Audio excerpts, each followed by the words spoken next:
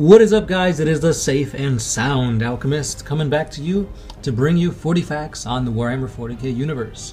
This time I will be presenting to you guys the tragic history of the Salamander Legion and their primarch Vulcan. Salamanders were always one of my favorite Space Marines chapters. I just like the whole fire, scales, the whole dragon aspects. Even though they're not trying to make it seem like it's dragon-esque, it's salamanders, which is pretty close to dragons if you ask me. Anyway, a friend of ours who usually plays Necrons has always liked the salamanders, and just recently he purchased this amazing army on eBay. It is freaking epic, expertly painted 30k army, and instead of showing you like artwork of 40k, I'm going to be showcasing his army in the tragedy of the salamanders. So without further ado, here is 40 facts on the tragic history of the salamanders.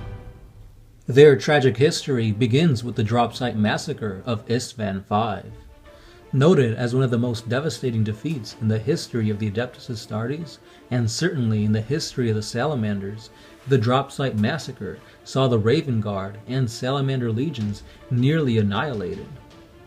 In response to the treachery of the War Master Horus and his betrayal of the loyalist Astartes and the Sons of Horus, Emperor's Children, World Eaters, and Death Guard legions at Isstvan III, the Primarch of the Imperial Fist Legion, Rogel Dorn, on the direction of the Emperor, who had learned of Horus's actions from the loyalist survivors aboard Eichenstein, ordered 7 loyalist Space Marine legions to Horus's base on the world of Isstvan V to challenge the traitors.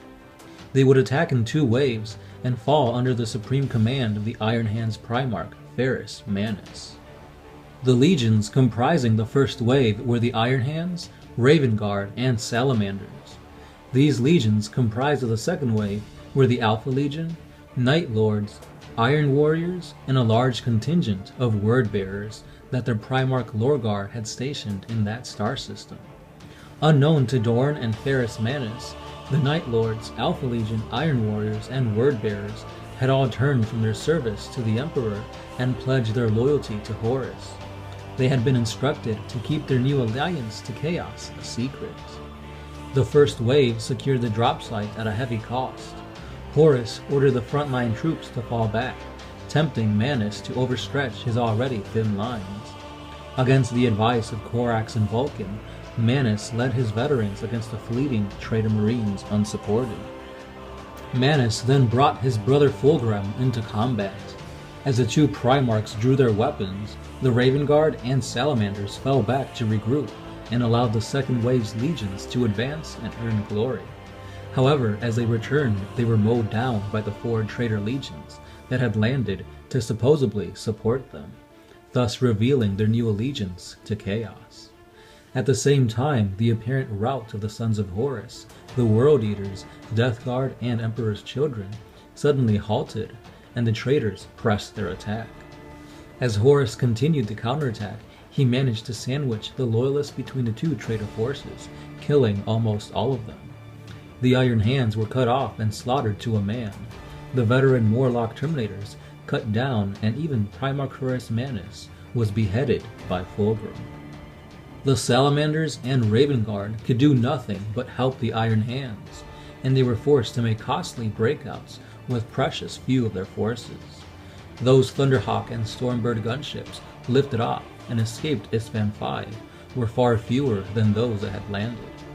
Corax, the Primarch of the Raven Guard, was badly wounded, and Vulcan's fate was unknown for some time. The remainder of the Iron Hands Legion arrived to find their veterans and Primarch dead, and the Salamanders and Raven Guard reduced to a fraction of their full strength, with both legions being nearly completely wiped out. Vulcan managed to survive the massacre due to his unknown regenerative abilities as an immortal perpetual. When he finally awoke in the aftermath, he found himself surrounded by hundreds of Iron Warriors and Night Lord legionaries. Prepared to fight to the death, the traitor legionaries proceeded to shoot, stab, and bludgeon the Primarch into unconsciousness. Seeing the opportunity to torment his brother, Conrad Kurz took Vulkan prisoner and secured him aboard his flagship, the Nightfall. Over a period of several months, Kurz would proceed to torture Vulkan mercilessly in an attempt to break his body, mind, and spirit. During this time, Kurz severed Vulkan's head, ripped out his throat with a utensil, impaled him through the chest, and tore him literally limb from limb. Separately, he eviscerated Vulkan, shot him with hundreds of bolters at close proximity, left him to die in the venting shaft of the starship engine, and even threw him into the open void of space, completely nude. Each time, however, Vulkan died, but his body would always regenerate completely, leaving Kurz both frustrated and angry. Bored and frustrated with his inability to kill Vulkan, Kurz eventually attempted to get his brother to admit that he was less a monster than himself. Then he had several Davenite priests utilize their gifts to ensnare Vulkan's mind and run him through multiple trials in his mind, ensuring that he would always fail and that innocents would die by the millions. Despite the extremes of this torture, Vulkan would still not break. Exasperated, Kurz ultimately decided to settle things once and for all with a duel. He forced Vulkan to navigate a labyrinth, where at the center of it lay his personal warhammer, Dawnbringer. But this was no ordinary maze. At the request of the Night Haunter, the Iron Warrior's primarch Perturabo had crafted him a singular prison, unlike that of any other, in imitation of his own private sanctorum, known as a Cavea Pharaoh. As Vulkan attempted to navigate the twists and turns, trying to reach the center of the labyrinth, Kurz performed ambush attacks, wounding Vulkan without killing him repeatedly. Finally, Kurz then opened up a path in the labyrinth to the center, where Dawnbringer rested under an energy shield. There he met the Night Haunter, and they engaged in melee combat. Though armed with a blade, Kurz gave into Vulkan's taunts of his physical weakness, and attempted to engage Vulkan with his fists alone. Vulkan easily grabbed Kurz and swung him like a hammer, breaking the energy shield guarding Dawnbringer. With his weapon in hand, he managed to overpower his captor, and activated the secret personal teleporter built into the head of his finely wrought warhammer. Vulkan then immediately transported halfway across the galaxy, and reappeared in the upper atmosphere of the Ultramarines' Legion homeworld of Macragge. Before burning up during re-entry, he was confident that he would wake up in the care of his cousins, the Ultramarines. Vulkan's charred remains were later recovered by the Ultramarines, who initially assumed that the massive corpse was some kind of grotesque statue. But over the following days, Vulkan's body began to regenerate, and eventually life returned to him, which shocked the Ultramarines' apothecaries. Primarch Robute Guilliman was summoned immediately to the Apothecarion, and much to his dismay found that Vulkan was in a mentally unstable state. He was violent and incoherent. This was due to the perverse bond that had been formed between Vulkan and Kurz during the months that he had been continuously tortured and killed while being a prisoner aboard the Nightfall. Vulkan reacted violently as he could sense the presence of Kurz nearby. Meanwhile, the Dark Angel Legion had recently arrived in the 500 worlds, having been drawn to Macragge by the empathetic beacon of the alien artifact known as the Pharaohs, that acted much like the Astronomicon's stellar beacon. Following the defeat to the Night Lord's Legion during the heist of their Sugalsa campaign, Kurz had led a desperate warding action on the Dark Angel's flagship, Invincible Reason. With the death and capture of most of his warriors, he had escaped and sought sanctuary within the bowels of the mighty flagship. Eventually, Kurz managed to steal a drop pod and made his way towards the surface of Macragge, where he spread as much terror and chaos as he could. Vulkan broke free of his bonds and pillaged Guilliman's private armory before setting off to hunt for the Night Haunter. The two primarchs eventually faced one another, fighting across the length of Macragge's capital city. Realizing that he possessed regenerative capabilities, Vulkan used them to his advantage. By focusing his will, he was able to regenerate his wounds at an exponential rate. Their duel was eventually temporarily halted by another perpetual by the name of John Grammaticus, who had been charged by the mysterious alien coalition known as the Cabal to permanently kill Vulcan with a fulgurite, a petrified bolt of the Emperor's own psychic capabilities. He was supposed to give the fulgurite to Kurz to use as a weapon to kill the Salamander's primarch. Fortunately, the Eldar Farseer Aldrad Othran appeared before Grammaticus and convinced him to do the deed himself.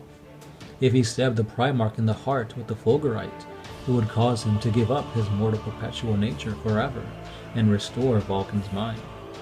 With the abilities of another primarch, this would tip the balance against Horus in the Imperium's favor. Grammaticus stabbed Vulcan in the heart, killing both of them in a great psychic explosion. Vulcan did not regenerate after being stabbed. His corpse was later reclaimed by Robute Guilliman, Lionel Johnson, and Sanguinius, and was placed within a stasis capsule, handcrafted by Guilliman himself, with the words, "Unbound Flame," engraved on its side. Is this the end of Vulcan? That we may never know, but hopefully not, because Vulcan lives. He lives.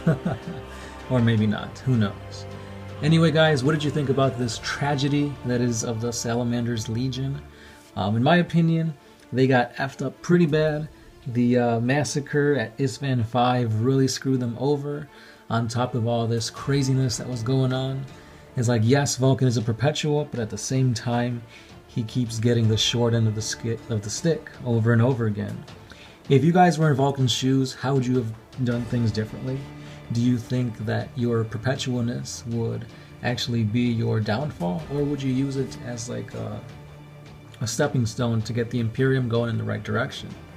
Also guys, do you want Vulcan to be the next Primarch to be released?